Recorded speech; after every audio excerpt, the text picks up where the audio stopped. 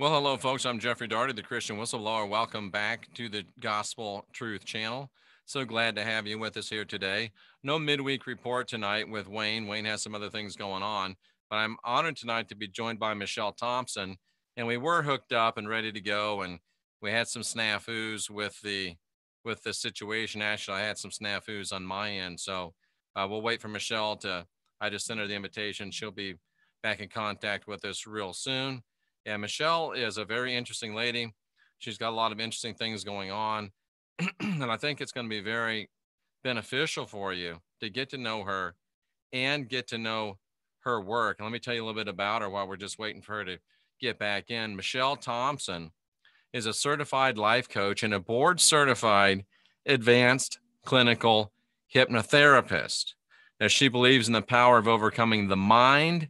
She's created a place of peace where people can come and let their mind rest. She offers a lot of different types of hypnotherapy, meditation, healing, transformational workshops, and she has something new that she calls the Mind Makeover Program.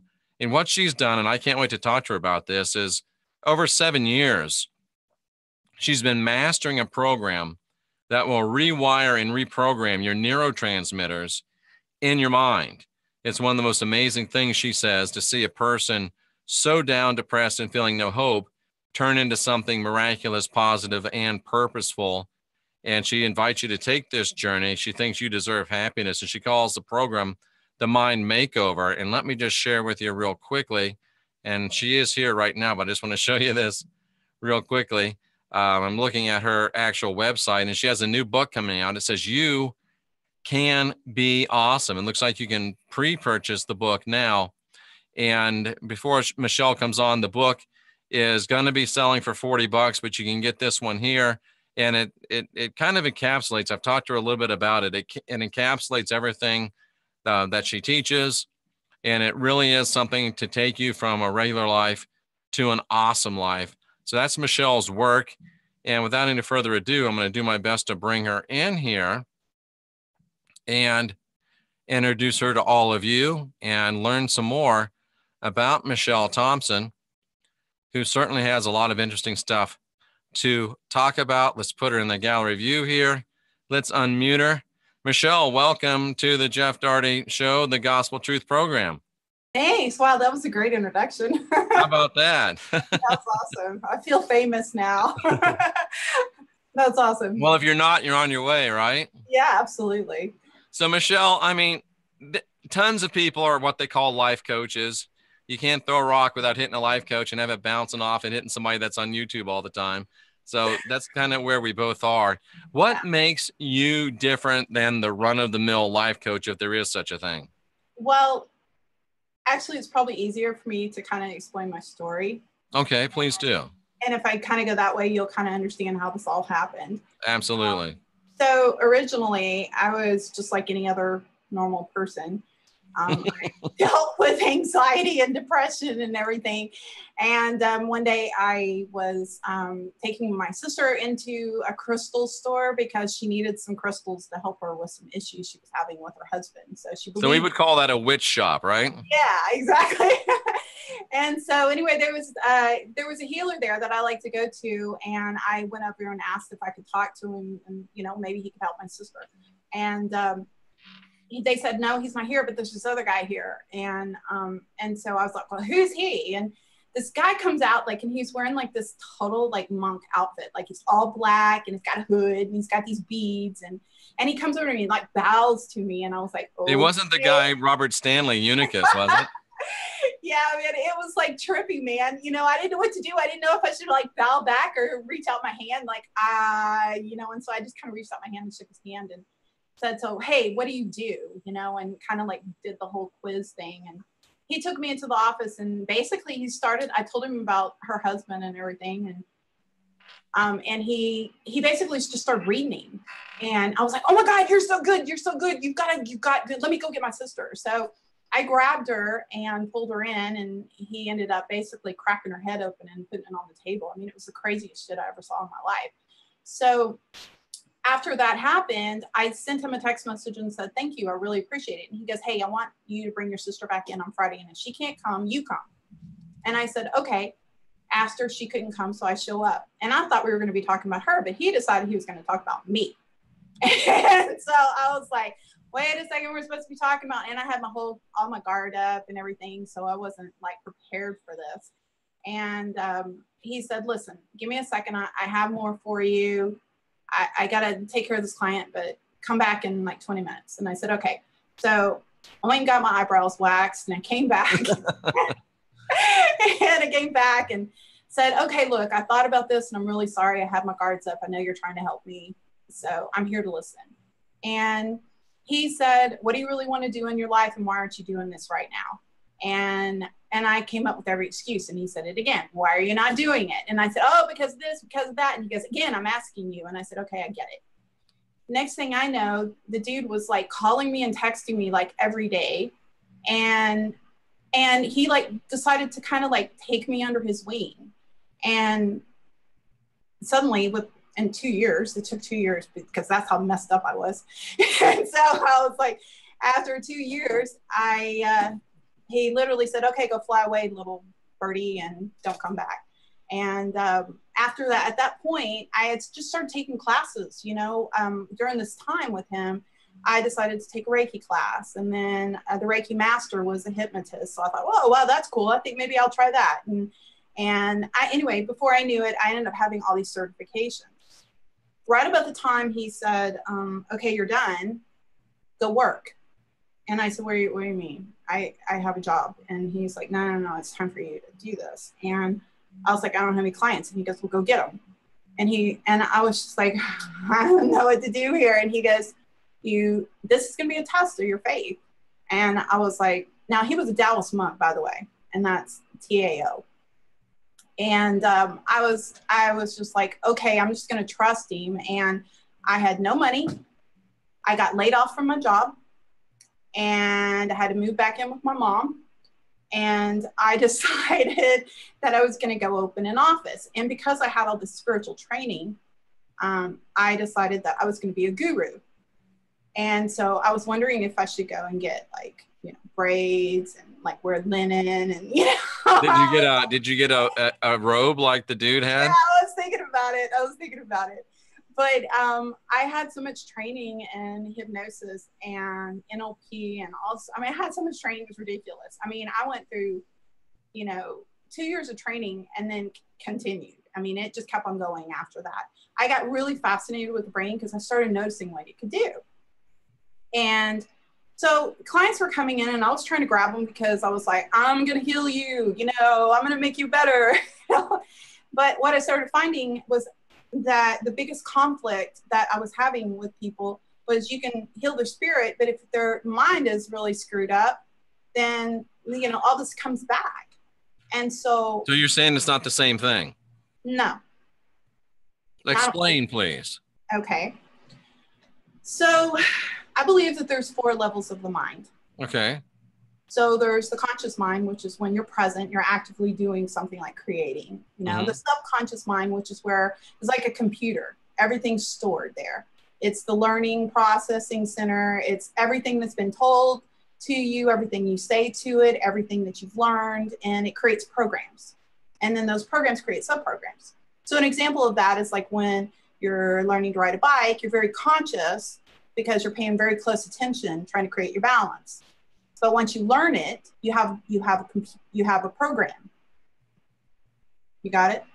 Yep. Okay, so that's a program. Well, you do the same thing. Things that people tell you, and those programs create sub-programs and start running a neural pathway.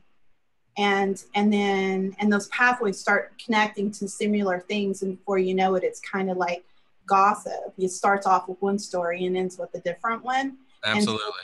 So somebody can say, you look nice today, and you'll burst out crying because somehow now that's connected to something that's connected to something that's connected to something that was tragic in their life. And these tapes just start running in your head. Mm-hmm. And so basically what I realized is that you have to rewire the brain. And so I started studying that. And I realized that I couldn't help people spiritually if they weren't fixed mentally. So I started to go a whole different direction, and I ended up, you know, working with people's minds. And then once I got their minds all fixed, then we could start working on creating purpose, manifestation, and everything. And now that kind of turns upside down the normal way that a lot of people work within the New Age realm. I know. Most people do one or the other. They're either, you know, and I told you there's 4 parts of the brain. So you've got the, right. We've only got through 2, right? I kind of skipped over that. I have ADD. There's the conscious mind, subconscious mind, and then what I've decided to call the higher conscious mind, which is more like the spirit, and then the super conscious mind, which is more like the higher self or the soul. I like that. And there's a difference between the spirit and the soul. The spirit is the essence of the soul that's placed into the body that gives you the tools to be able to do the things that you've come into this life for. And so people have conflicts. That's the problem. They're what they desire and what they believe they can do don't line up. And what they believe they can do is all conditioned to how they're programmed. And the program usually starts from childhood. Fascinating stuff. Fascinating stuff. So it's crazy. It's fun. I love it. Today I had a really, really, really pumped up day because we were doing some like really aggressive things like with music and stuff. And it seemed like everybody I was doing the same things. And like we were screaming and dancing and, you know, drumming and, you know, all kinds of stuff. This is at your office? Yeah.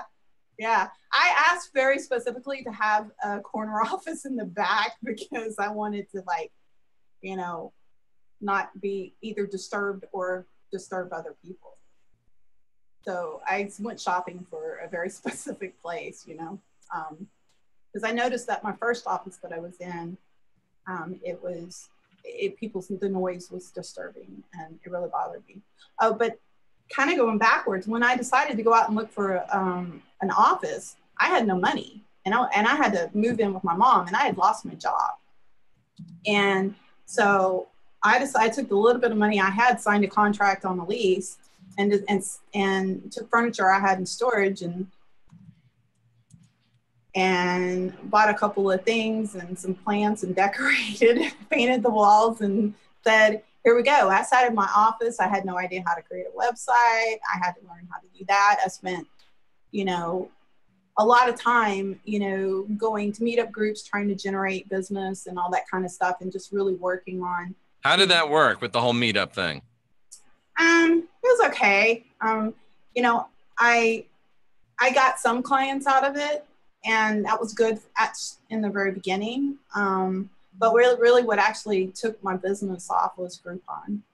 Was Groupon, really? Uh-huh. Yeah. Interesting. I know. So there's a helpful tip for those of you that are in, you know, into the spiritual business. And then we have Heidi's in the chat room and several other people. So the Groupon, let's be practical. Groupon really helped you with that, huh? I swear. And it was actually Living Social first. Groupon wouldn't talk to me, and they were just ignoring me. And I contacted Living Social, and they said, okay, let's do this. And they had never had a hypnotist in Houston. So I was kind of like the first one. Interesting. And so it was really cool. So I threw out some really good specials out there that nobody could beat, and just to get clients in. That's all I really wanted to do. And well, you're starting over, right? You had no job. You had no money. You're living with mom. So you had to get creative. And I think there's something to be said for that, Michelle. You know, when Cortez came to the New World, he literally unloaded the guys off his ships, unloaded their stuff, and then he burned the ships in the harbor. And there's, you know, a joke is, as a result, they were highly motivated. And you were the same way. Your ships had been burned. Your bridges had been burned. You had no choice but to go out and make it happen. And I think that that's such an empowering place. I had to learn so much. You had no idea. I had to learn how to design a website. I had to learn how to create audios. I had to learn how to edit videos. I had to learn how to edit audios. There was so much that, you know, I had to learn. And in the midst of all this, so I did a Living Social, and they used to do this thing where they do it twice a year, and they just do these email blast, and I got, oh my God, you wouldn't even believe, I got like, I don't know, it was like 500 clients. So it was some Wow, that's crazy amazing. number like that. And I was like, oh my God, I was booked 3 months in advance. And then suddenly Groupon calls me, and I was like, oh, now you call me, you know? And so, yeah, so then that happened. And then Living Social sort of teetered off. I didn't really like the 2 times a year thing. I like the consistency, and Excellent. yeah, so that kind of, you know, started. So with all these people coming to you from Groupon, Living Social, wherever they were coming to you from, was there a common theme that most people were saying, hey, help me with this? Yes, yes. The common thing was anxiety and depression. No way. Now, I swear to God. Hmm. I was thinking I was going to, like, I really didn't want to be a hypnotist, like helping people quit smoking. I think it'd be quit smoking or lose weight. That's what people come to you for NLP for. No, you know, and I had a few of those, and I would get really irritated with them because I was like, just stop eating the cookies, you know? I mean, right. You know, and it's like they wanted to eat cookies and still lose weight, you know? And it just wasn't a passion that I had. But here's what ended up happening through all this, because I only used that Groupon just to bring these people in, and I wanted to turn them into my spiritual little peeps, you know, that I was gonna like control, you know. I was gonna have this whole group of people. That did not happen, and I started finding that people were like acting like they were worshiping me, so I didn't like that feeling whatsoever. And so what I ended up doing was I started using colorful metaphors, and that helped a whole lot. So they started taking me a little bit more seriously, and you know, saw me as a real person. Through the process, I started incorporating everything, all the tools that I had, and I started using everything. And then I started noticing that by putting everything together and doing them all, instead of just one or the other, or this or that, or this or that, you know, tapping or NLP or hypnosis or spiritual meditation, you know, that kind of stuff. So I started noticing a pattern, and I was like, wait a second, you know what? It's everything. So I decided that I was going to run a test run. I was going to sit down, and I spent hours trying to put it all together. Like, what's the first step? What's the second step?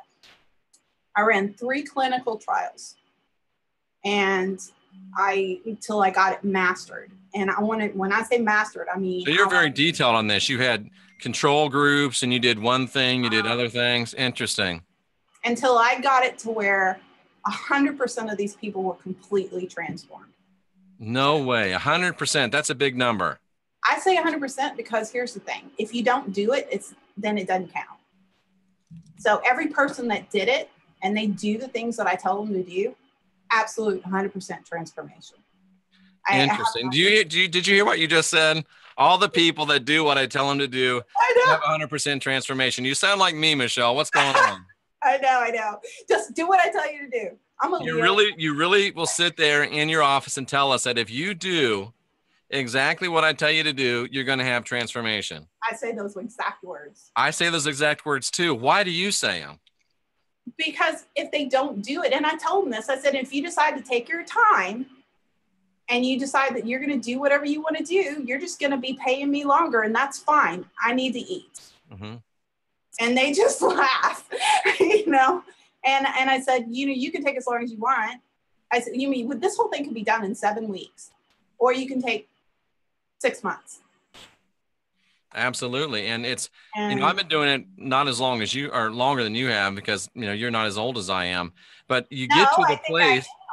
I don't think you are. I'm 55 this year. Okay. Well, I'm turning 52 in August, so I'm right there. But you get to this place, Michelle, and there's not a lot of people that get there. You get to the place where you've done it enough that you know exactly what works, and you lay the information out there, and you just tell people, look, if you do this, you will get this result. And the empowering part for me is where I got to be able to not be connected with the result. I usually want to help people. I want to push people. I want to fix people. But I had to get to the place where I realized all I can do is give people the tools, and they really have to do the work of fixing themselves.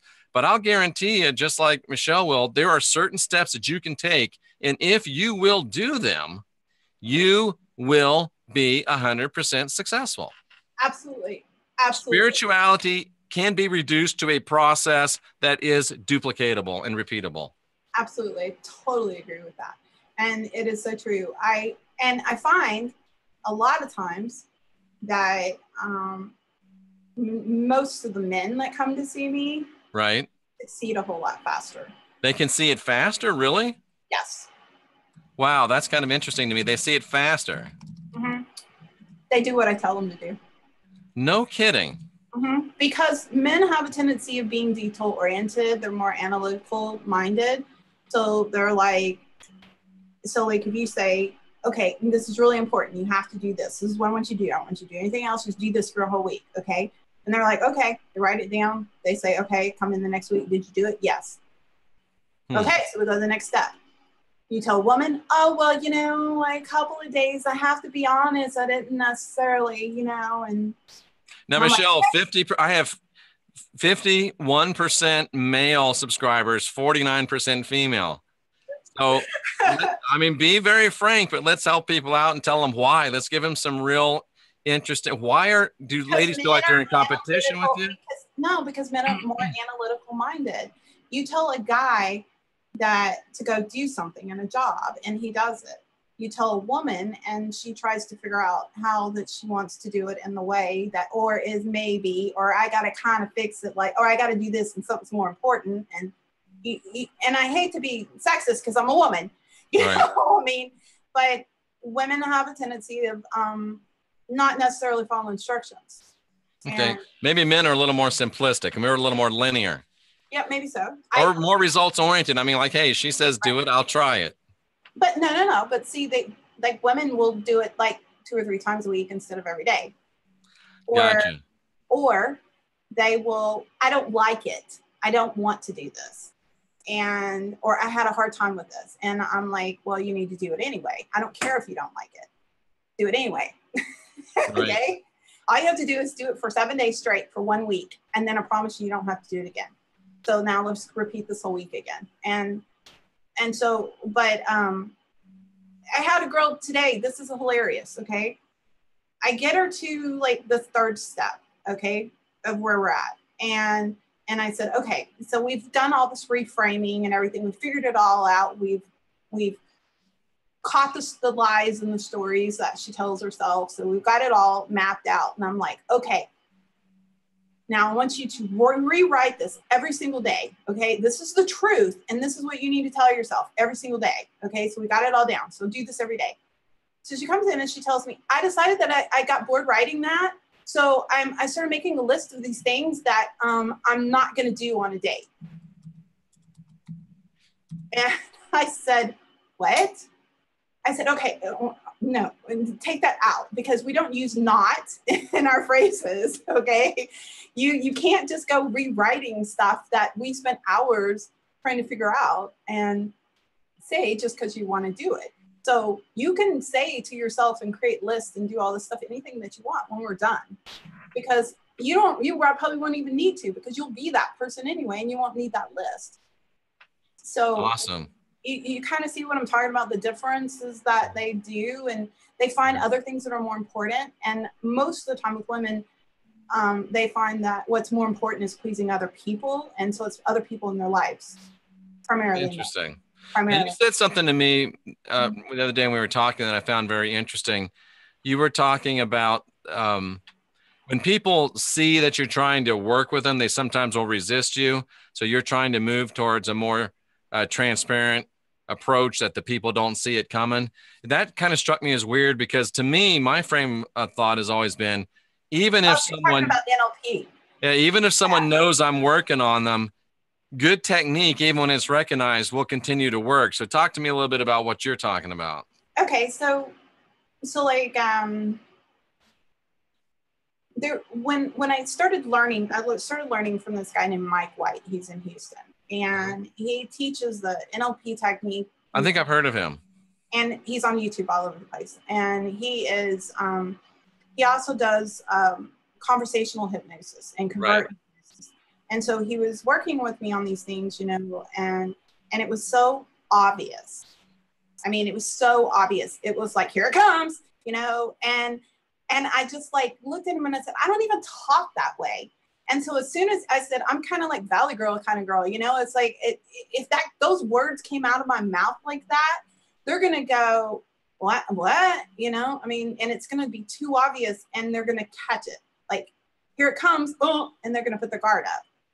And so I decided that I needed to be a little bit more non-obvious. Interesting. And how's that working? It works really good. Really? Now, I do warn them and I tell them, I mean, it's not like I'm not, you know, malicious or anything. I warn them and I said, look, when you decide that you're going to go through this process with me, from the second that door closes, it's on. So right. If I'm sitting here talking about my dogs and my cats and, you know, my husband and my hair today, or I get up and start, you know, lighting candles or whatever, I said, this is not me just trying to be your friend.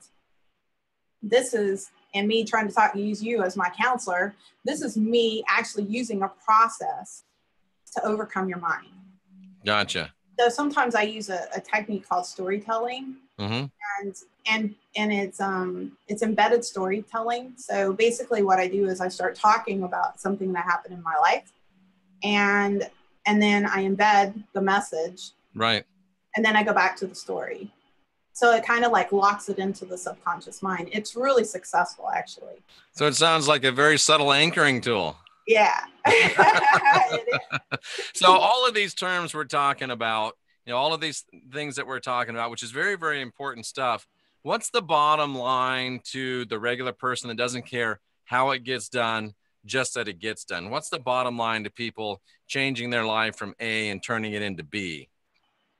Well, you got to realize that everything that's inside of your head, that's running through your head, is just programs. Exactly. And that's not really who you are. Who you are is your desires, not what you think about. You can reprogram how you think. Your mind, all the stuff that runs, you can reprogram that. It's, you know, I have a client that says, now my mind speaks to me and motivates me and talks to me the way that I need it. So if I have a down moment, it comes back and goes, hey, you know, that's not true. Now go do this and you'll feel better.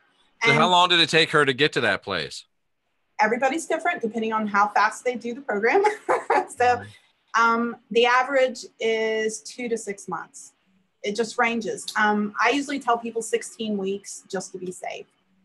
And I like using 16 weeks because I like to do a lot of reinforcement just to make sure that it sticks. So we want to make sure that they're good to go. You know, we've covered everything. You know, I ran across. I'm much more arrogant than you. I say, give me 6 weeks. Well, you know, I found that with the people that I did 6 to 7 weeks with, they ended up coming back 6 months later. And the people that I did 3 to 6 months with, it stays with them. And all I do is get text messages and emails and Facebook messages saying, you changed my life, you know. So it sticks better, you know, because you just get to reinforce it more. You Absolutely. have more time to. So I let people take their time, and I sit on sections a little longer and reinforce it over and over again using multiple techniques to just keep on reinforcing the same thing. Do you do your work online or off? Both. Okay. So majority of my work is in my office, although I have a lot of clients that are not in Houston, but they're all still in Texas. So most of my referrals, like I have a lot of people in Austin and San Antonio and Dallas. But could you work with someone in Sweden? Yeah, absolutely. Okay. I think that's why the person was asking. Yeah. I mean, absolutely. As long as they're willing to, you know, work with my schedule. I mean, that may be I don't know what the time zone's like. They may be the middle of the night when I'm awake. Right. I gotcha. So, now, is it still anxiety and depression, the main things you're dealing with? That is the typical cause of the problems that most people have. Really? Yes. Because now, do they think it's other things and it usually boils down to anxiety and depression, or is that what they think it is coming in? That's what they think it is coming in. Okay. And here's the interesting thing, okay? I had somebody come in the other day, and I swear I get so frustrated with psychiatrists. And this girl gets diagnosed and with depression that she's supposedly had all her life, and come to find out she's an empath. Interesting. Mm-hmm. She has been feeling depressed all her life, and she's an empath. Mm-hmm. And I said, and I ended up, you know, I had, because I'm intuitive, so I'm also an empath, so I can kind of like swish into somebody and kind of pick up on some of that stuff. And I started feeling it. And so I started talking about empaths, and she's like, oh my God, oh my God, oh my God. That's me, that's me, that's me. And I said, I had a feeling you were an empath. So is there enough Prozac to keep somebody from being an empath? No, because she's still depressed. Yeah. And, you know, it's still happening, you know. And I said, it is so hard for an empath, you know, it's really difficult. People don't know, there's no training out there for empaths, you know, and it's very difficult. I love being an empath. I've got it under control. You know, I take control of when I'm gonna, you know, move in and tap into those emotions the person feels, and then I check back in.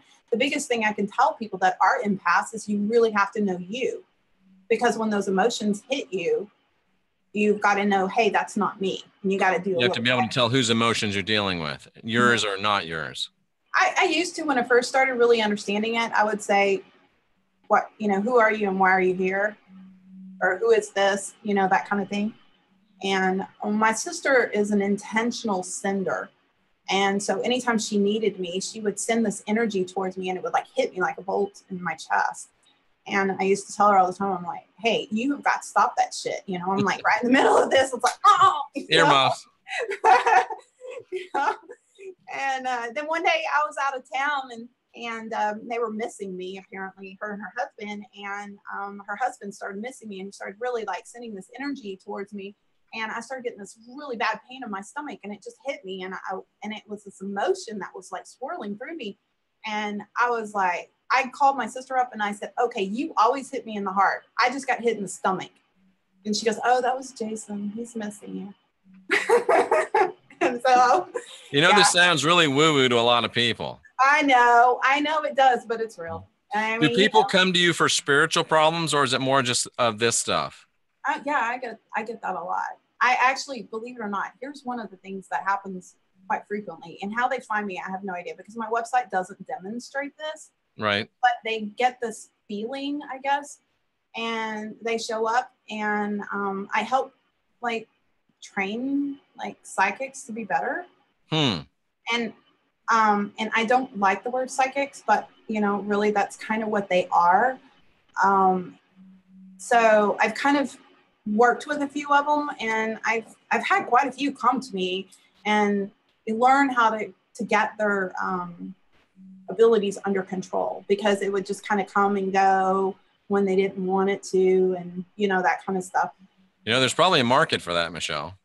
Yeah, but it's not the path I want to go. You know, I mean, I'm more of a science-based person. I really like the mind, and I'm super spiritual, but I like it to be more of, you know, like the icing versus, you know what I mean? Have you ever worked with any people that were no longer in a human body? Okay. Yes. And it hasn't happened in a while. But yes. And did they seek you out? It used to, no, they seeked me out. Right, that's what I meant. Did they seek you out? Mm-hmm. Yeah, it used to happen quite frequently, and it doesn't happen as much anymore. Somebody said, Jeff, how did you find Michelle? And I think Michelle messaged me on Facebook and asked me if I used to live in Houston. Isn't that how it happened, you said? Yeah, because I thought you were a guy I used to date. And I wasn't, and I'm not. I never lived in Houston. But yeah, Jen Fisher says, how'd you find Michelle? Well, that's how.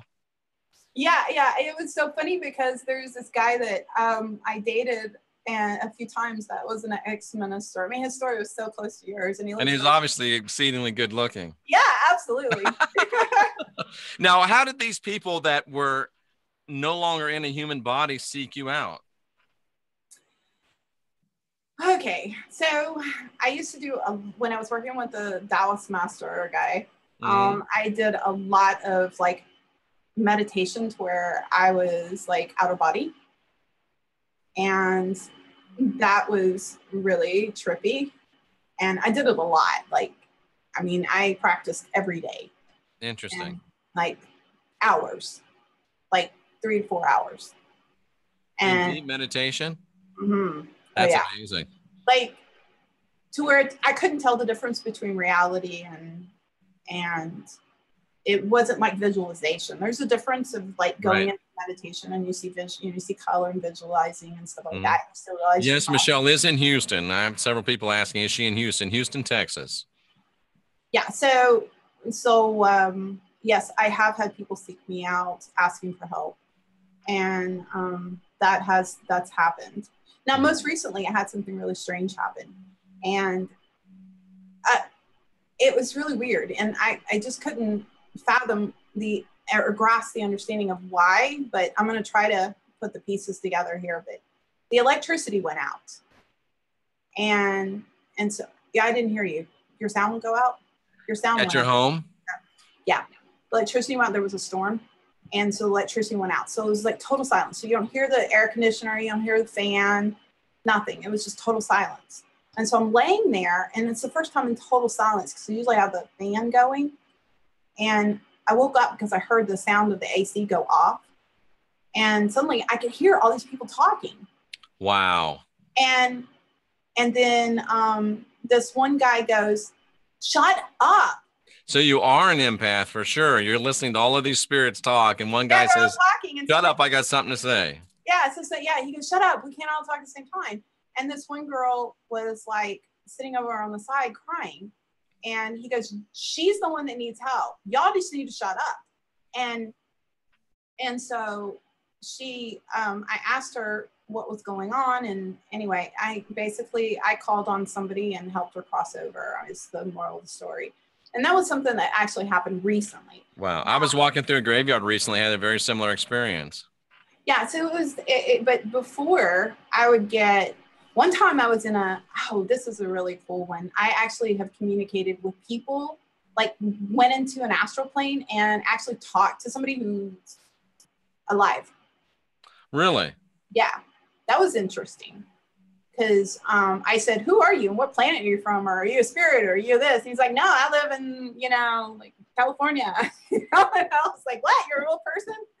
Yeah, it was interesting. Yeah, you got to be careful with that. You don't want to start dropping thoughts into their head that aren't theirs. Yeah, I know. It's kind of trippy.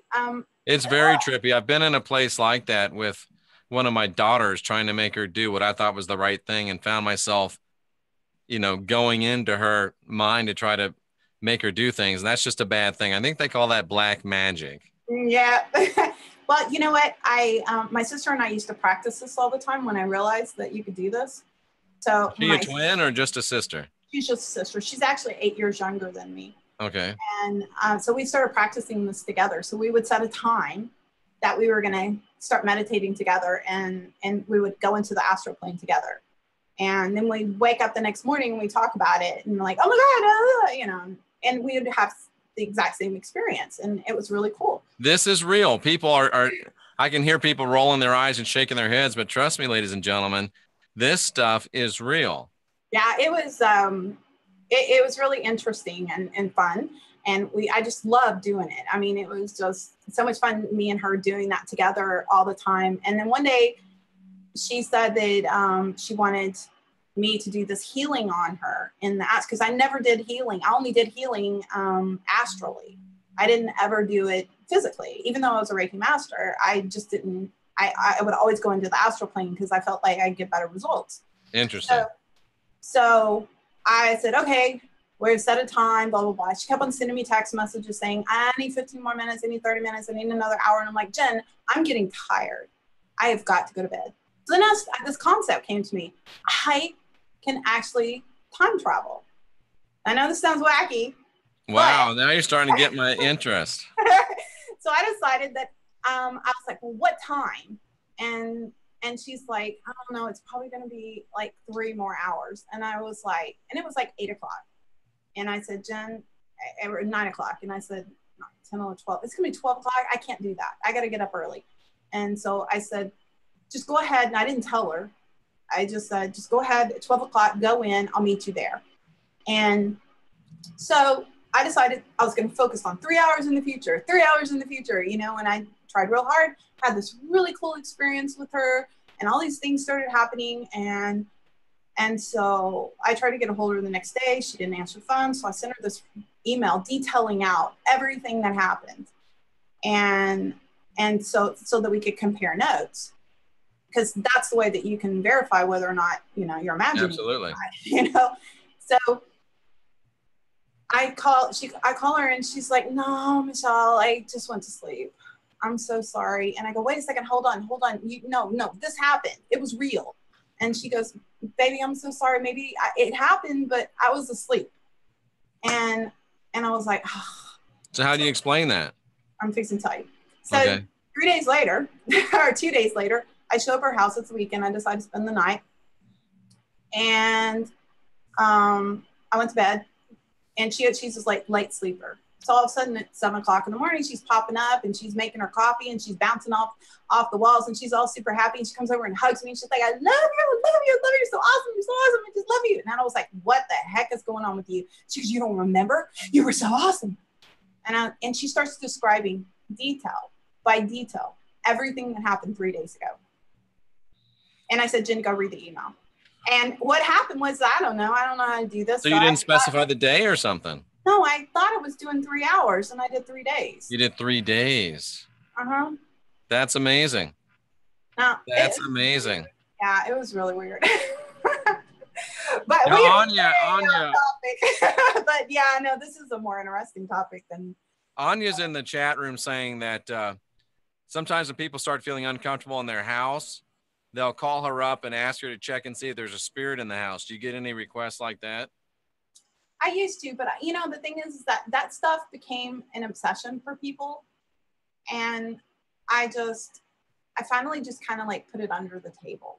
I mean, I still do it a little here and there, but I just don't advertise it or talk about it. I don't put it on my website.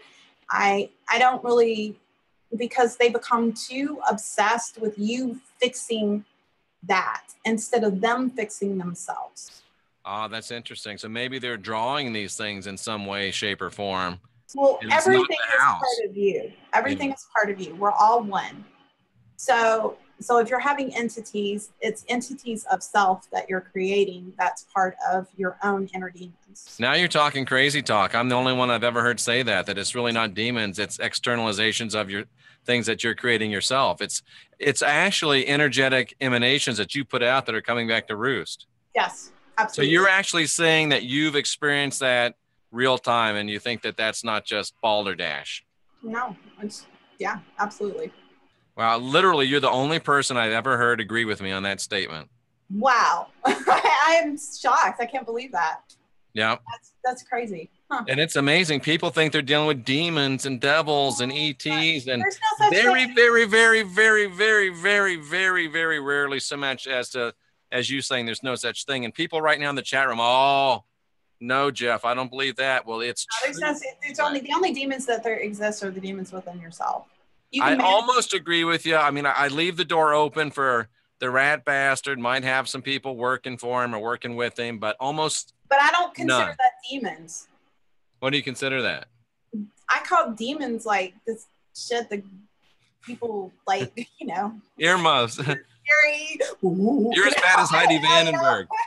YouTube's getting hard on cussing. No cussing. You and Heidi can't control either one of you.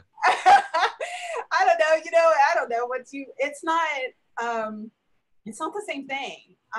You know, when you've got entities that are behaving badly or humans that are dead that are behaving badly, that's not a demon. Okay. Good point. A demon is within yourself. We all have the capability of being the evilest person in the entire world, and we have the capability of being the highest and the lightest person in the entire world. It's all our choice. That's true. And so all of the stuff that manifests through our dreams or what we think we see is all manifestations of our subconscious mind that's coming through that we need to deal with. It's coming up to the surface because we need to deal with that. Absolutely. And when you release that fear, it goes away. And Newton, believe it or not, the mathematician, the physicist Newton described that. with one of his laws of motion. And I went through that on Coast to Coast. I won't take people back through it, but you're perfectly 100% right.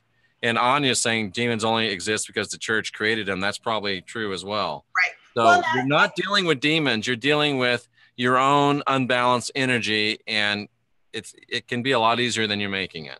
right. And now we'll say this. I do believe in negative. Did you just point your finger at me? Yeah, yeah. Now listen, I do believe in negative energy. Now that's different. Absolutely. Okay? And I think that negative energy can have a consciousness. Yes, it can. Okay. And so the way that I explain it is they're like Pac-Man. And so like if you're creating negative energy, you create food for them to eat. So they start like bringing and they will seek out other negative energy. It's the law of attraction, and they will coalesce together and kind of pull it in like a magnet. Create a pseudo consciousness. Right, exactly. And so it's you know, when I explain that to him, I'm like, you know, you're creating food for this energy when you behave this way. People are like, I don't want to be somebody's food. And I'm like, well, stop thinking that way. Hey, and you know, there's people talking in the chat room, and you know, it's one of those things. Whether you believe there are demons or whether you believe there aren't, you're right, because you're creating your own reality in that regard. Well, you know, if they want to have demons, then they can have them. You know, go for it. You know, I mean, have fun.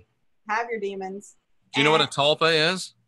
No, I've never heard that. What is it? You've basically just described a tulpa. It's an externalization of energy, focused energy that will actually take on sentience. Mm-hmm. You know, consciousness can be created. Absolutely. You can create a consciousness. That's what a tulpa is, exactly. Yeah, and that's a whole nother conversation. I mean, it is a whole nother conversation. Yeah.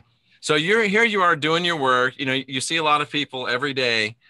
What are let's we're running out of time. What are 3 or 4 pieces of advice that you think are almost universal that a crowd like this can tap into and benefit from? We'll start with one piece of advice. Okay, believe that who you really are is what you desire. What do you mean? Your mind is not who you are.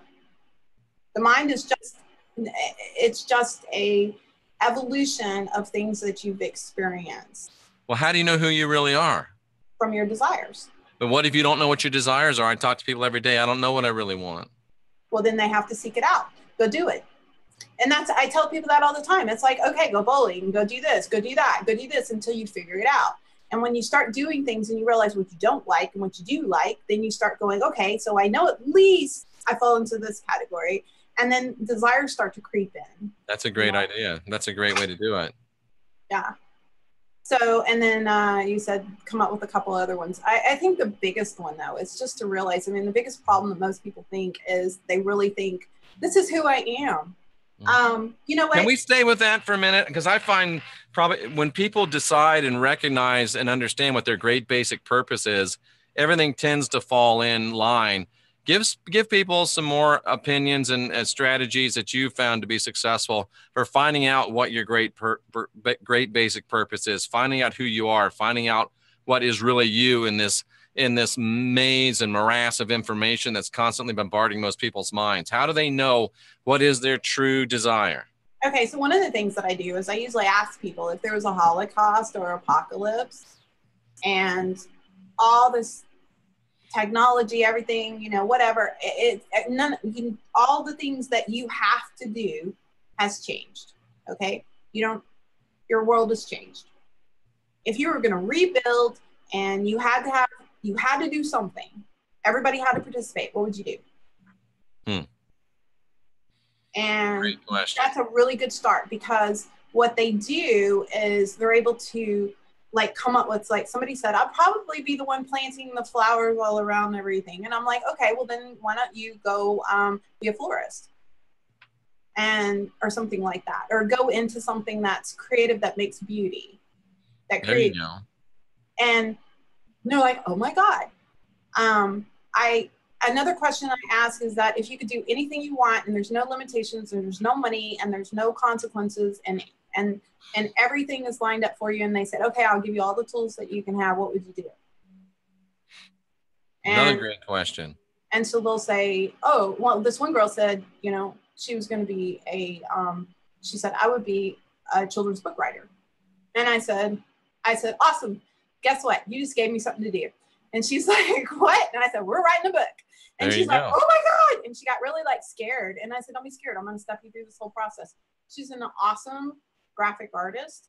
And so I told her, I said, okay, step one, we're going to create the characters. We're going to, here's the thing, and I started asking her a lot of questions, and I said, come up with a storyline. And she came back and I said, draw me one main character and 5 complementary characters. And we did research on it. We went step by step, wrote the story, got the thing put on Amazon. Fantastic. Fantastic. Coming up with a whole series afterwards now. That's great. Have you ever asked them to think back when they were a kid, what they wanted to be when they grew up? Well, I don't, because I thought I was going to be a model. Yeah. Yeah. Well, that didn't happen.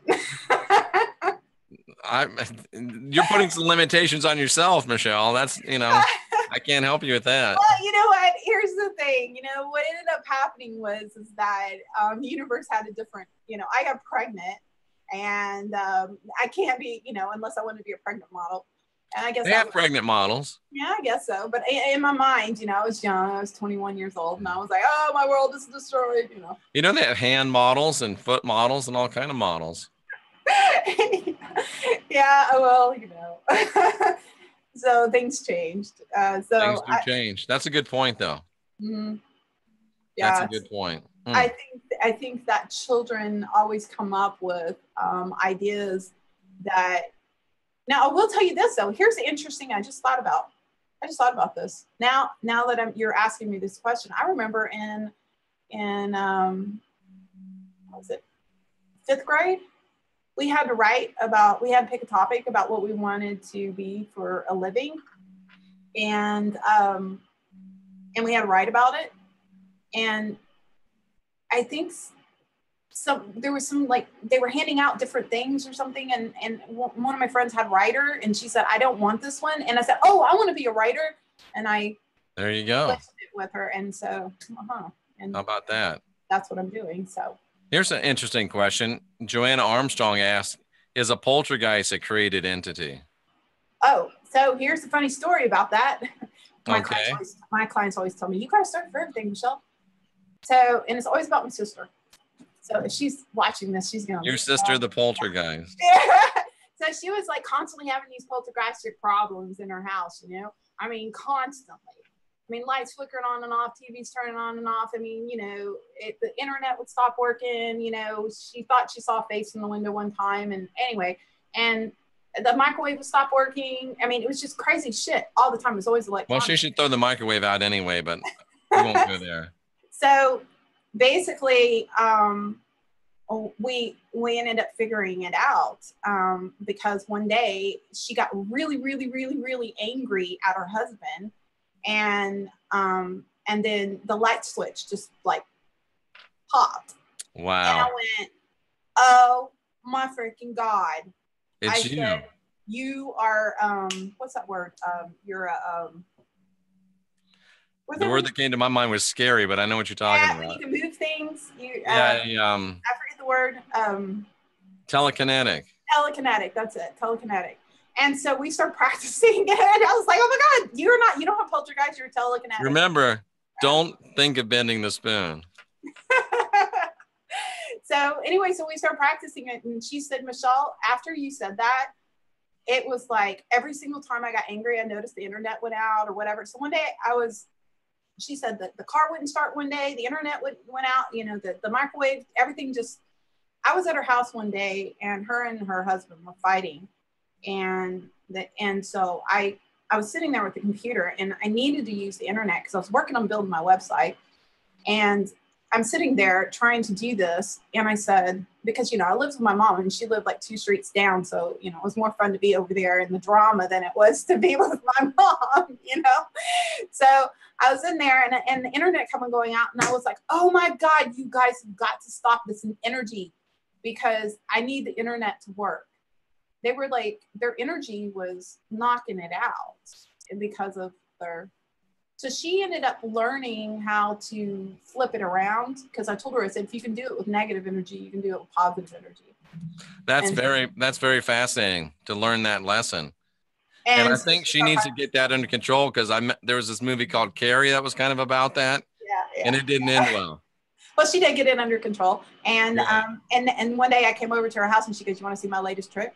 And I go, what's that? And she goes, okay, take the remote control and hold it. And I said, okay. Well, she had this smart TV. It's one of the older smart TVs that has like the little cursor, you know, like your mouse cursor. And so you point it and then you have to hit the click and right. And she goes, okay, now just put the cursor anywhere you want. And I said, okay, but not on any buttons. And I said, okay. So I moved it around and I said, okay. She goes, okay, now take the remote control and I want you to put it down, but I also want you to face it the other direction so there's no confusion. And I said, okay.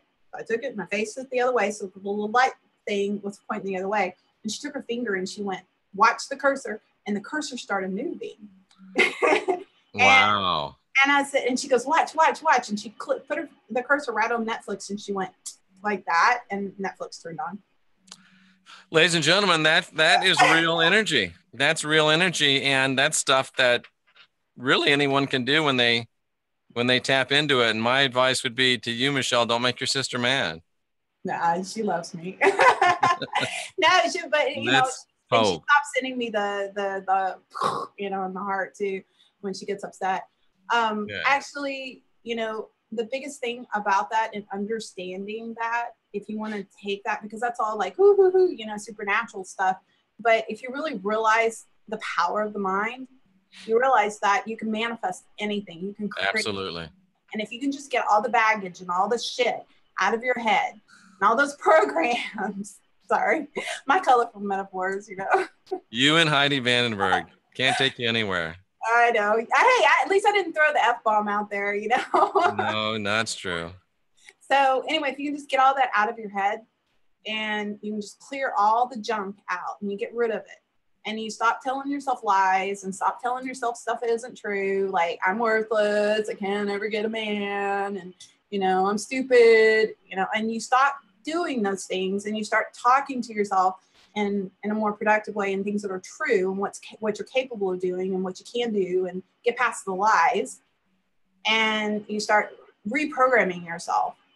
And what I say is oversaturation. Like, listen to self-help motivators. Tony Robbins is awesome. Listen to him every second you have. And that's, I don't know what happened. Well, this is how people find you, right? Uh-huh. Oh, yeah, you just did that. That's what happened. Okay. I did. Yes. So if someone wants to find out about you, where do they want to go on this website?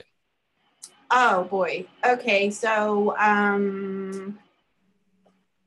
if you go to book a point, well, shit, I'm trying to think. We can just go down here and learn more about you, right? Yeah, go, well, there's about me. Go to more. More? Uh-huh. Okay, right more. And oh, wow, you got a lot of stuff on here. Go to contact. About Ask Michelle, products. No, go to contact us. Contact us, okay. Yeah. And you can kind of scroll down. There's my phone number. Oh, wow, okay. So you can find your phone number here. I also see some online specials. What's up with those? So basically, I rarely ever do one session. So I price by packages. So if you do one session, you're going to either pay $75 or $150. Okay. If you do, 4 sessions, you're going to get it for $240. So gotcha. If you buy 4, you're going to get it for, 8, you get it for $408. So the price goes down as they purchase more. And if they want to book a session with you, just go right here to book appointment.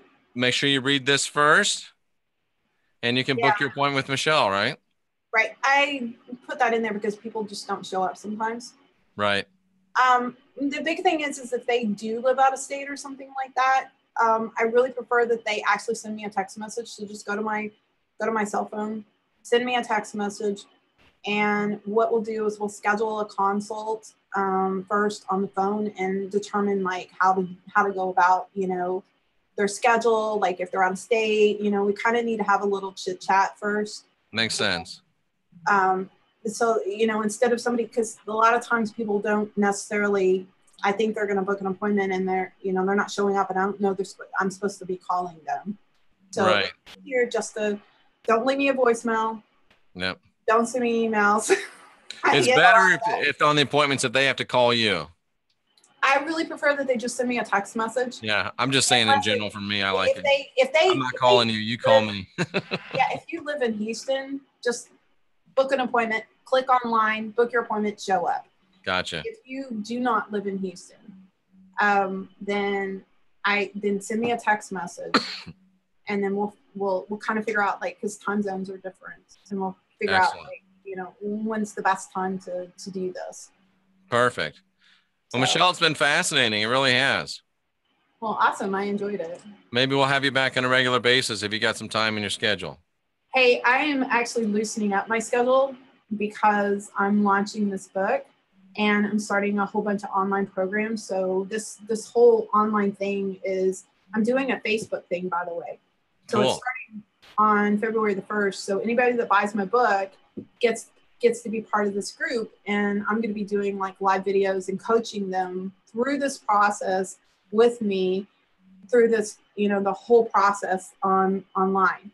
And then I'm going to take those videos and transfer them over to my website, and then I'll turn it into an online program. Excellent. Well, go ahead and we can get the book right on your website, right? Yeah, this is on the first page. Perfect.